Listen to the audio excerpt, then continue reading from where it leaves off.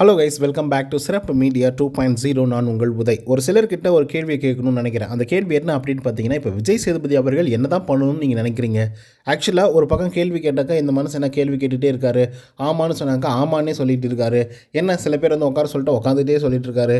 இன்னும் சில பேர் வந்து பார்த்திங்க அப்படின்னா சாச்சனா அவர்களுக்கு வந்து இவ்வளோ தூரம் சப்போர்ட் பண்ணுறாங்க, பேக் போனாக வந்து இருந்துகிட்ருக்காங்க, ப்ரொடெக்டராக வந்து இருந்துகிட்ருக்காரு.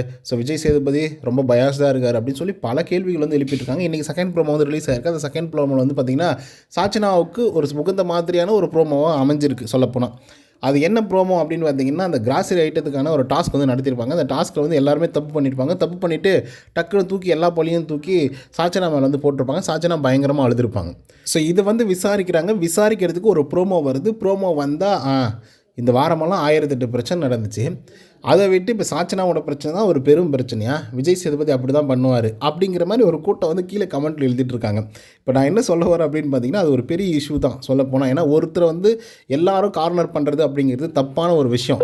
அந்த இடத்துல ஜாக்லின் தப்பு பண்ணியிருக்காங்க. அவங்க 2 பாட்டில் எடுத்து போட்டிருக்காங்க, சாச்சனா எடுத்து போட்டிருக்காங்க, அதே மாதிரி அன்சிதா எடுத்து போட்டிருக்காங்க. எல்லாருமே எடுத்து போட்டு சாச்சனா நீ தான் ஜாமம் எடுத்து இவ்வளோ போட்டு தடவி தின்னுற அப்படின்லாம் சொல்கிறாங்கல்ல, அதெல்லாம் ரொம்ப மோசமான ஒரு விஷயம் தானே. அது வந்து பார்த்திங்க அப்படின்னா பேசக்கூடிய ஒரு விஷயமா இருக்குது, விசாரிக்கக்கூடிய ஒரு விஷயமா வந்து இருக்குதுல்ல. எல்லாரும் பிடிச்சி சாச்சனாவை கேள்வி கேட்டுட்டு இருக்கும்போது அந்த நேரத்தில் தப்பும் பண்ணிவிட்டு அவங்கள குறையும் சொல்கிறது அப்படிங்கிறது நேர்மையான ஒரு விஷயமா இருக்குமா? அன்ஷிதா வந்து கேள்வி கேட்டு தான் ஆகணும். இன்னொரு பக்கம் நம்மளுடைய ஜாக்லின் எப்போ பார்த்தாலும் எதுக்கும் எல்லாத்துக்கும் வந்து குரல் கொடுக்கக்கூடிய ஒரு ஆள் வந்து அப்படியே அமைதியாக சைலண்ட்டாக அந்த பிரச்சனைக்கு மட்டும் எதுவுமே தலையிடாத மாதிரி இருந்தாங்க. அடுத்த நாள் தான் விளக்கம் கொடுக்குறாங்க.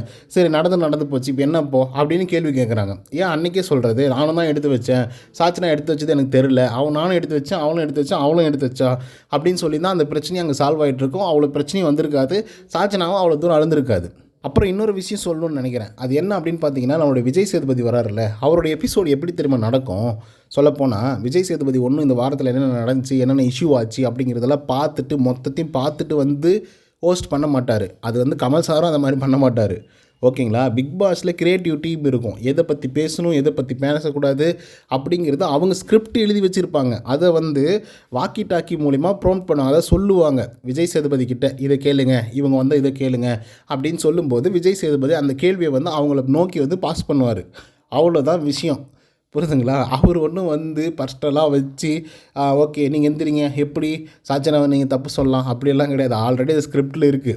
ஆல்ரெடி இது ஒரு பெரிய இஷ்யூ. அதே மாதிரி இது ப்ரோமோ மட்டும்தான். இந்த ப்ரோமோவை தாண்டி இன்னும் எபிசோடில் நிறைய விஷயங்கள் வந்து பேசியிருக்கலாம். ப்ரோமோ பார்த்த உடனே சாச்சனாவை மட்டும் தான் சப்போர்ட் பண்ணுறாங்க அப்படின்னு சொல்லி ஒரு கூட்டம் வருது. ஸோ இதை பற்றி நான் பேசணும்னு நினச்சேன். இதுக்காக வந்து நீ சாச்சனாவோட சப்போர்ட்டராக இருக்க அப்படிலாம் நினைக்காதீங்க. நான் வந்து விஜய் சேதுபதியோட சப்போர்ட்டர். இந்த விளக்கம் உங்களுக்கு பிடிச்சிருக்கும்னு நினைக்கிறேன். பிடிச்சிருந்தால் லைக் அண்ட் சப்ஸ்கிரைப் பண்ண மறந்துடாதீங்க. இன்னொரு தடவை சந்திக்கிறேன். Until then bye from Uday. நன்றி, வணக்கம்.